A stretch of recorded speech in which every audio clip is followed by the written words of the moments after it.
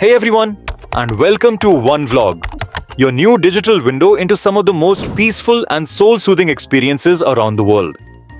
If this is your first time here, think of this as your calm corner on the internet, where culture meets quiet curiosity. And today, we're going somewhere truly special. We're in Abu Dhabi, and the star of today's journey is the breathtaking Sheikh Zayed Grand Mosque. Not just a place of worship, but one of the most extraordinary architectural wonders in the modern Islamic world. And whether you're here for the cultural deep dive or just some cinematic piece, trust me, you're going to love what's ahead. Now here's what we're doing today. And yes, it's a full experience. We'll begin by heading underground. No, not to escape the heat, but to enter the elegant, almost hidden underground mall right beneath the mosque. It's serene, beautifully designed, and feels more like a spiritual lounge than a shopping space. It's the calm before the calm. After that, we'll walk into the mosque complex itself, where white marble shines like snow. Gold leaf patterns stretch across ceilings, and chandeliers made of Swarovski crystals hang from domes taller than city buildings. The scale? Mind-blowing. The beauty? Beyond words. Then we'll take a respectful peek inside the men's prayer hall, a space where silence, symmetry, and spiritual energy combine. Just being there makes you breathe slower. Next, we head outdoors toward the Iftar area, where thousands gather daily during Ramadan to break their fast. We'll explore the tradition of Iftar, the amazing organization behind it, and the people who serve it, quietly, humbly, and with heart. And finally, the fun part. I'll be attempting a little personal challenge. Can I finish an entire iftar box? We're talking half chicken mandi biryani, fruit, leban, salad, and more. Before I stand up, now I'm no food vlogger, but this one's for the spirit of community and good old curiosity. So settle in, relax your shoulders, put your phone on do not disturb if you can, and let's take this peaceful, thoughtful walk together. Ready to begin? Let's step in. As we begin today's journey, we're not walking into the main gates just yet. We're starting a little lower. Literally. We're entering the underground arrival area just beneath the mosque complex. Now you might be thinking, an underground mall? Isn't that usually a cramped space full of food courts and fluorescent lights? Well, not here. This is Abu Dhabi. And even the mall under a mosque feels like it was designed for a quiet retreat. The floor beneath you gleams with polished marble. Cream and gold patterns stretch out like they were painted with a compass. Everything here reflects light gently. No harshness. Just softness. Pause beat. Natural break. And then the scent. Faint. But there. A subtle blend of oud and fresh citrus. Like the perfume section of a boutique hotel, but more refined. The scent doesn't hit you. It kind of floats in the background, reminding you. This isn't a shopping mall, it's part of a sacred journey. On one side of the corridor, there are small, elegant shops. You'll find prayer beads carved from olive wood, Quranic calligraphy art, books, bottled Zamzam water, and of course, beautifully packed dates from across the region. The kind of things you buy not because you need them, but because they mean something. Opposite the shops, there are quiet cafes and snack counters. You'll see people sipping tea, families sharing a pre-iftar snack, others just sitting in reflection.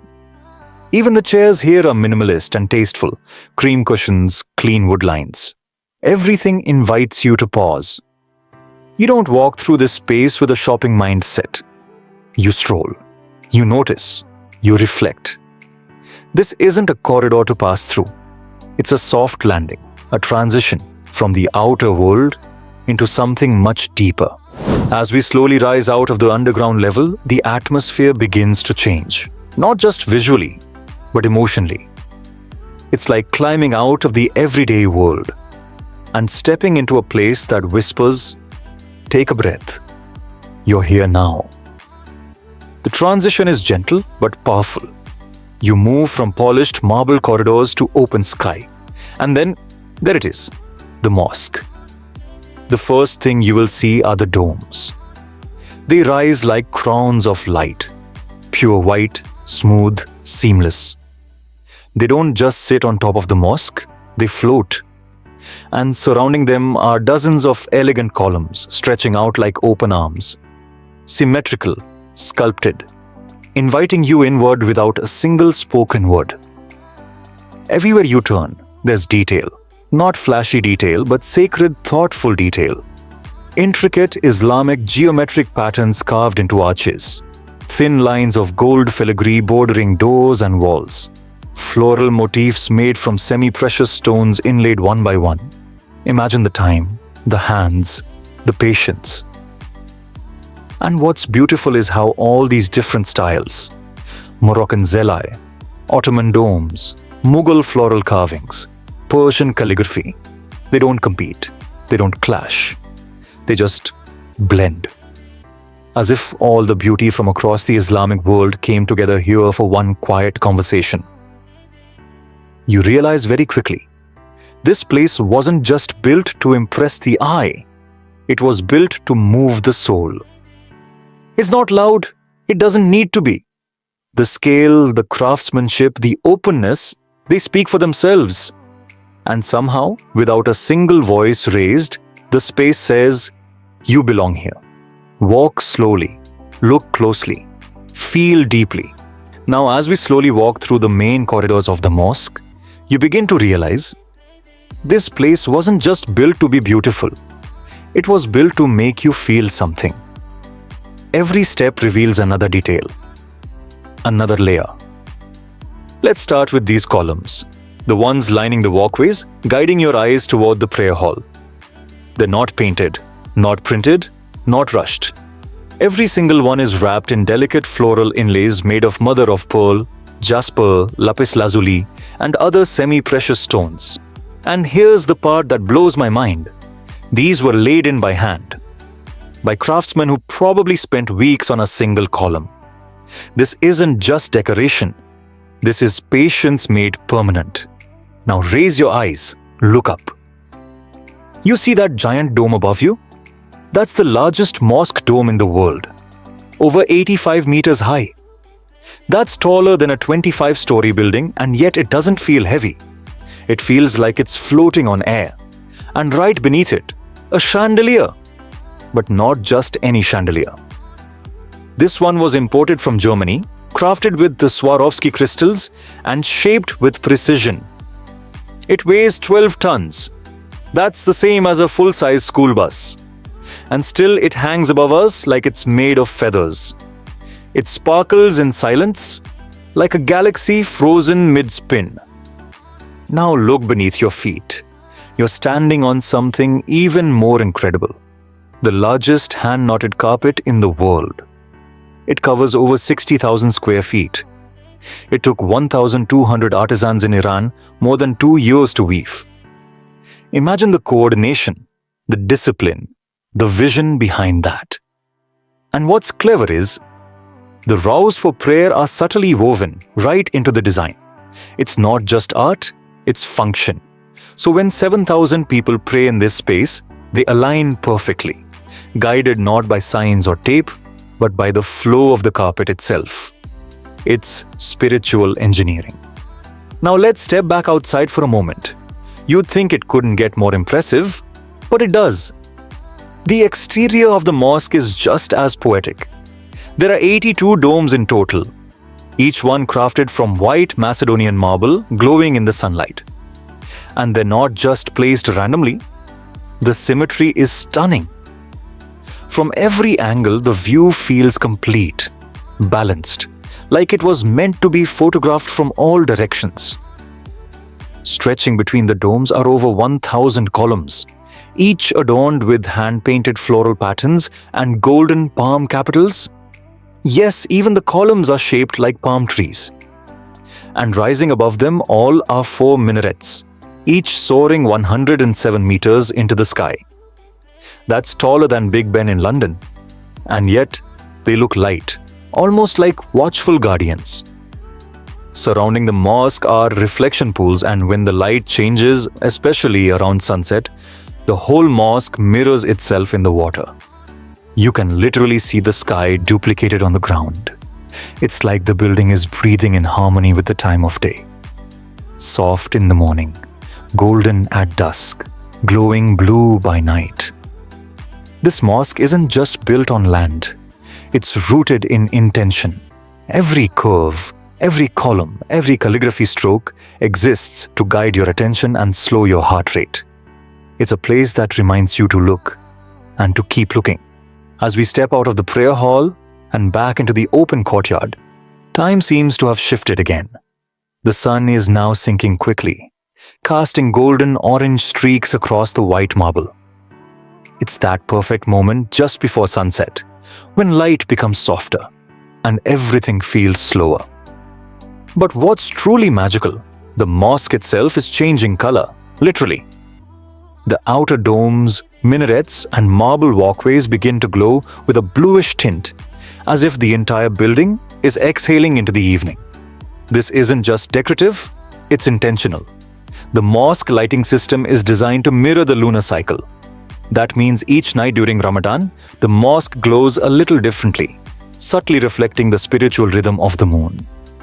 And as we walk further, the silence continues. But now it's a different kind of silence. It's a shared one, a communal stillness. The kind that's full of anticipation, not emptiness. We're making our way toward the Iftar setup now, a wide open plaza outside the mosque, arranged with remarkable care.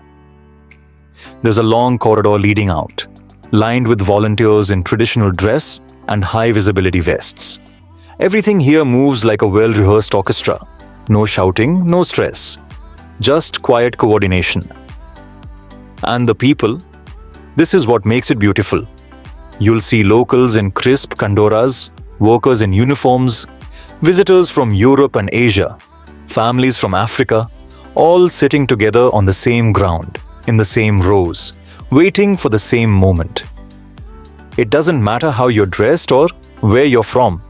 Here, everyone shares the same intention, to break the fast together. There are no loudspeakers, no announcements, no visible tension. Everyone knows the rhythm. The meal is not served until the call to prayer. And so, people wait, in silence. Some pray, others sit in reflection. It's a powerful kind of peace, the kind you rarely find in crowds.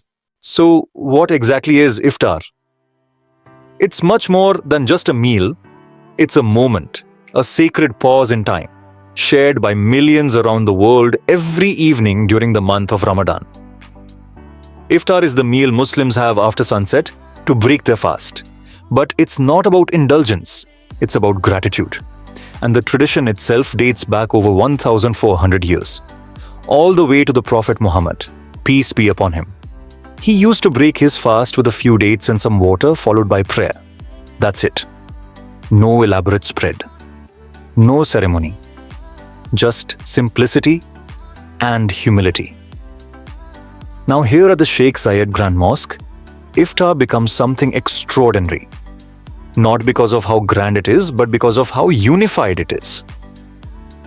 Every single evening during Ramadan, this sacred space turns into one of the largest free public meal services in the country. Up to 30,000 people are fed right here, side by side, from all walks of life. Rich or poor, local or visitor, it makes no difference. Everyone is served the same meal. Everyone is welcomed the same way. And here's what's amazing. There are no buffet lines, no crowd pushing, no loudspeakers. Instead, there's order. Rows of people seated on mats, volunteers moving with calm precision. And each guest receives an iftar box, neatly packed, identical, and full of nourishing items. The entire setup is operated by hundreds of volunteers, many of whom come after work or even during their day off just to help. You'll see young men handing out boxes, older women refilling water, teens collecting empty packs, all doing it with a smile. Not for credit, not for show, but because serving here is a form of worship. This is one of those beautiful contradictions. A meal that's humble in form, yet grand in spirit. And when you see thousands of people break fast at the exact same moment in complete silence, you realize it's not just about feeding the body, it's about feeding the soul. Alright, this is it. The moment I have been waiting for all day. And probably the moment my stomach's been counting down to. I'm seated on the ground, shoulder to shoulder with everyone else, as the final rays of sunlight slip behind the mosque. The call to prayer has just echoed across the courtyard, a sound so soft and sacred it almost feels like time paused. All around me, people quietly open their boxes, no rush, no noise, just synchronized gratitude. And now, I open mine. Let's see what we're working with. We've got a generous serving of steaming mandi biryani.